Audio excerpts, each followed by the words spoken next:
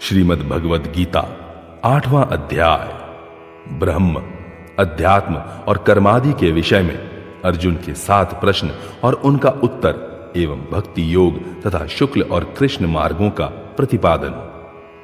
अर्जुन ने कहा, हे पुरुषोत्तम, वह ब्रह्म क्या है, अध्यात्म क्या है, कर्म क्या है, अधिभूत नाम से क्या कहा गया है और अधिदैव किसको कहते हैं? हे मधुसूदन, यह अधियज्ञ कौन है और वह इस शरीर में कैसे है, तथा युक्त चित्त वाले पुरुषों द्वारा अंत समय में आप किस प्रकार जानने में आते हैं? श्री भगवान ने कहा, परम अक्षर ब्रह्म है। अपना स्वरूप अर्थात जीवात्मा अध्यात्म नाम से कहा जाता है तथा भूतों के भाव को उत्पन्न करने वाला जो त्याग है वह कर्म नाम से कहा गया है। उत्पत्ति विनाश धर्म वाले सब पदार्थ अधिभूत हैं। हिरण्यमय पुरुष अधिदैव हैं। और हे देहधारियों में श्रेष्ठ अर्जुन, इस शरीर में मैं वासुदेव ही अंतर्यामी रूप से अधियज्ञ हूं। जो पुरुष अंत काल में भी मुझको ही स्मरण करता हुआ शरीर को त्याग कर जाता है वह मेरे साक्षात स्वरूप को प्राप्त होता है, इसमें कुछ भी संशय नहीं है। हे कुंती पुत्र अर्जुन, यह मनुष्य अंत काल में जिस जिस भी भाव को स्मरण करता हुआ शरीर का त्याग करता है उसको ही प्राप्त होता है, क्योंकि वह सदा उसी भाव से भावित रहा है। इसलिए हे अर्जुन, तू सब समय में निरंतर मेरा स्मरण कर और युद्ध भी कर। इस प्रकार मुझ में अर्पण किए हुए मन बुद्धि से युक्त होकर तू निसंदेह मुझको ही प्राप्त होगा। हे पार्थ, यह नियम है कि परमेश्वर के ध्यान के अभ्यास रूप योग से युक्त दूसरी ओर न जाने वाले चित्त से निरंतर चिंतन करता हुआ मनुष्य परम प्रकाश स्वरूप दिव्य पुरुष को अर्थात परमेश्वर को ही प्राप्त होता है। जो पुरुष सर्वज्ञ, अनादि, सबके नियंता, सूक्ष्म से भी अति सूक्ष्म, सबके धारण पोषण करने वाले, अचिंत्य स्वरूप, सूर्य के सदृश नित्य चेतन प्रकाश रूप और अविद्या से अति परे शुद्ध सच्चिदानंद घन परमेश्वर का स्मरण करता है, वह भक्ति युक्त पुरुष अंत काल में भी योग बल से भ्रिकुटी के मध्य में प्राण को अच्छी प्रकार स्थापित करके फिर निश्चल मन से स्मरण करता हुआ उस दिव्य स्वरूप परम पुरुष परमात्मा को ही प्राप्त होता है। वेद के जानने वाले विद्वान जिस सच्चिदानंद घन रूप परम पद को अविनाशी कहते हैं, आसक्ति रहित यत्नशील सन्यासी महात्मा जन जिसमें प्रवेश करते हैं और जिस परम पद को चाहने वाले ब्रह्मचारी लोग ब्रह्मचर्य का आचरण करते हैं, उस परम पद को मैं तेरे लिए संक्षेप से कहूंगा।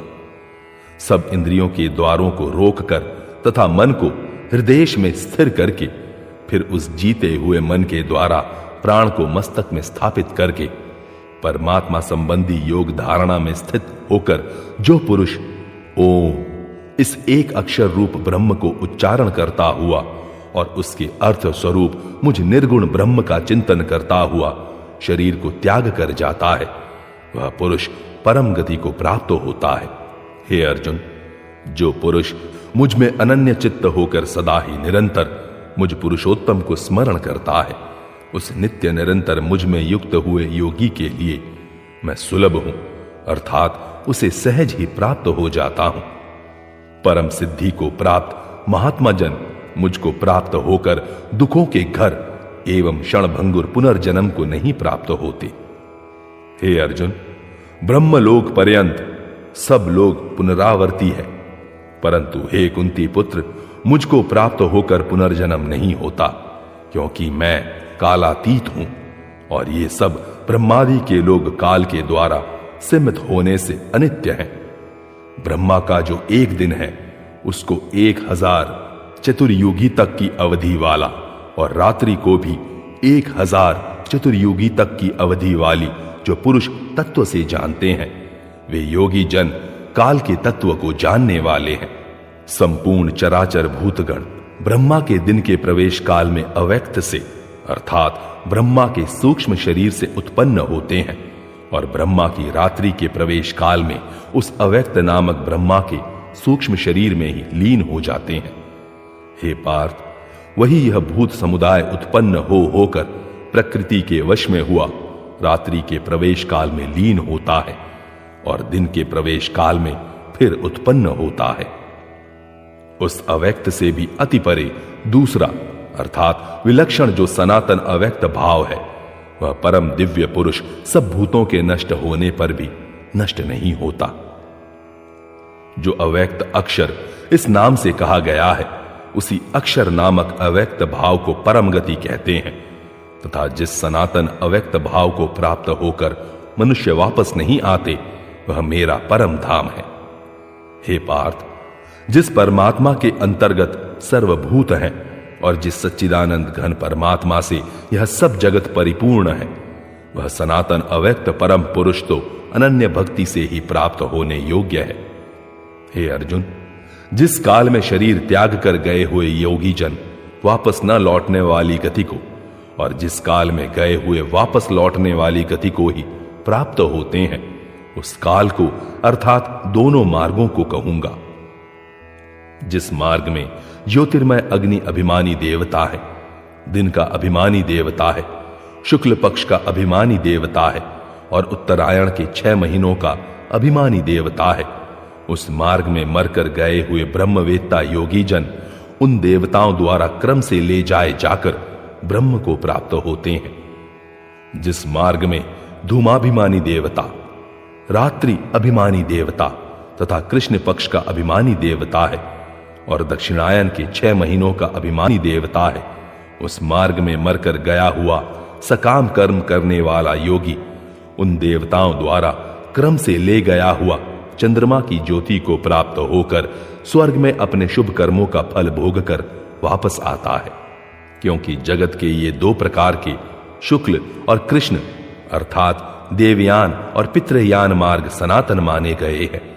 इनमें एक के द्वारा गया हुआ जिससे वापस नहीं लौटना पड़ता, उस परम गति को प्राप्त होता है और दूसरे के द्वारा गया हुआ फिर वापस आता है, अर्थात जन्म मृत्यु को प्राप्त होता है।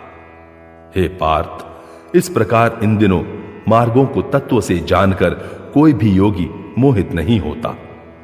इस कारण हे अर्जुन, तू सब काल में संबुद्धि रूप योग से युक्त हो, अर्थात निरंतर मेरी प्राप्ति के लिए साधन करने वाला हो। योगी पुरुष इस रहस्य को तत्व से जानकर वेदों के पढ़ने में तथा यज्ञ, तप और दान आदि के करने में जो पुण्य फल कहा है, उस सब को निस्संदेह उल्लंघन कर जाता है और सनातन परम पद को प्राप्त होता है। इस प्रकार श्रीमद् भगवद गीता पर्व के अंतर्गत ब्रह्म विद्या एवं योग शास्त्र रूप श्रीमद् भगवद गीतोपनिषद श्री कृष्ण अर्जुन संवाद में अक्षर ब्रह्म योग्य नामक 8वां अध्याय पूरा हुआ।